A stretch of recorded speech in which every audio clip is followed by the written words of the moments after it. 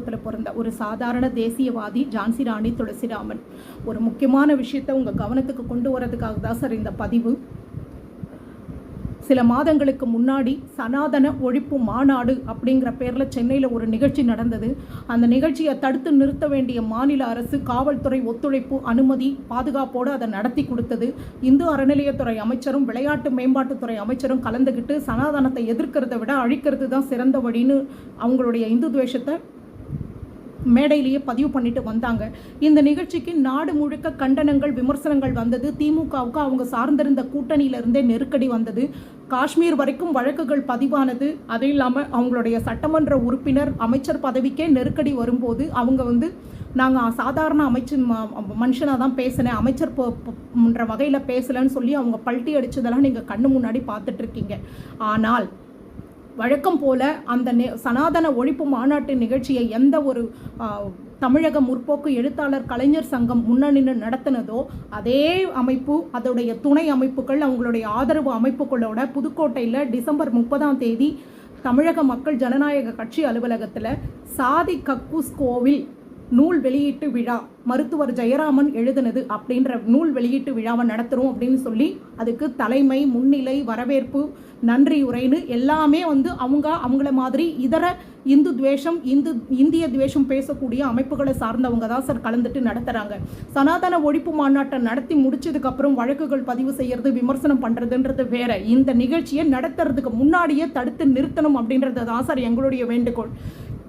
இப்போ இந்த நிகழ்ச்சி தமிழக காவல்துறையுடைய அனுமதியோ ஒத்துழைப்போ பாதுகாப்போ இல்லாமல் நடத்துறது சாத்தியமா சார்? அப்படி நடத்துகிறாங்கன்னு சொன்னால் தமிழகத்தினுடைய ஆட்சியாளர்களும் திமுகவும் ஒரு விஷயத்தில் தெளிவாயிட்டு இருக்காங்கன்னு அர்த்தம் சார். அதாவது ஏற்கனவே நடந்த சனாதன ஒழிப்பு மாநாட்டில் வெளிப்படையாக பங்கேற்க போய் அதனால் நிறைய பிரச்சனைகள் விமர்சனங்கள் வருது, அரசியல் நெருக்கடி வருது.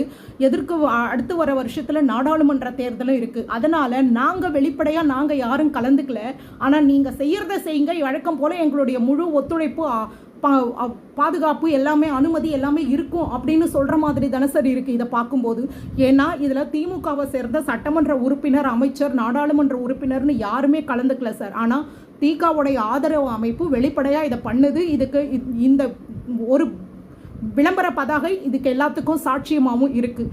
நான் உங்ககிட்ட உங்கள் பாதத்தை தொட்டு கேட்குறது சார், இந்த மண்ணில் இந்த ஆன்மீக பூமியில் இந்த மாதிரி தொடர்ச்சியான இந்து துவேஷம் இந்திய துவேஷம் பண்ணுறதும் அதை இந்த அமைப்புகள் எல்லாம் முற்போக்கு பகுத்தறிவு வாதம்ன்ற பேரில் பண்ணுறதும் இங்கே இருக்கக்கூடிய ஆட்சியாளர்கள் வாக்கு வங்கி அரசியலுக்காக இதை ஆதரிக்கிறதும் தினசரி வழக்கமாக இருந்தது சார். ஆனால் இப்போ நீங்களும் அண்ணாமலை ஐபிஎஸும் இங்கே வந்ததுக்கப்புறம் தான் கொஞ்சம் இங்கே நடக்கிற விஷயங்கள் வெளியே தெரியுது.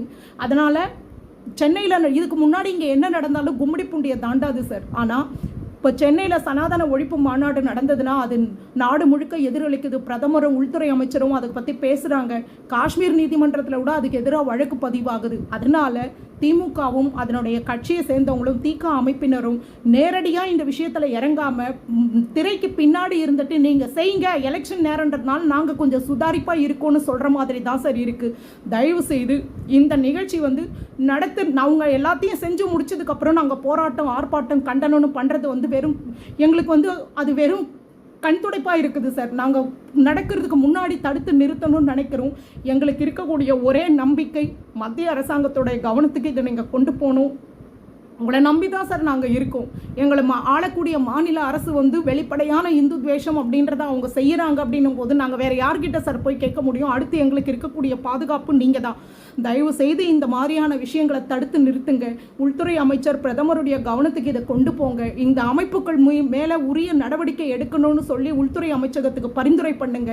தமிழகத்தில் வெளிப்படையாக நடக்கக்கூடிய இந்திய துவேஷங்களையும் அது சார்ந்த அமைப்புகள் மேலேயும் தயவு செய்து சட்ட நடவடிக்கை எடுங்க சார். ஒரு இந்து குடும்பத்தில் பிறந்த ஒரு சகோதரியா, ஒரு பாரதிய சகோதரியா உங்ககிட்ட மடிப்பிச்சை கேட்குறேன். நாங்கள் கும்பிடுற சாமியை எங்கள் கண்ணு முன்னாடி இவ்வளோ கேவலப்படுத்துறது இவ்வளோ அவமானப்படுத்துறத பார்த்துக்கிட்டு நாங்கள் அமைதியாக வாழ்கிறதும் செத்து போகிறதும் செத்து போயிட்டா கூட ஒரு நிமிஷம் கஷ்டம் தான் சார் அது. ஆனால் தினம் இப்படி நரக வேதனையை நாங்கள் அனுபவிக்கிறோம். எங்கள் சொந்த நாட்டில் எங்கள் சொந்த சட்டம் எங்களுக்கு பாதுகாப்பு கொடுக்காது. எங்களுடைய பண்பாடு கலாச்சாரத்தை பாதுகாக்க முடியாதுன்னா இந்த உலகத்தில் வேற எங்க சார் எங்களுக்கு பாதுகாப்பு இருக்கும்? நாங்களும் இந்த பாரத தேசத்தை சேர்ந்தவங்க தான். எங்களுடைய சனாதன தர்மம் இந்த பாரத பூமியில பிறந்தது தான். இதை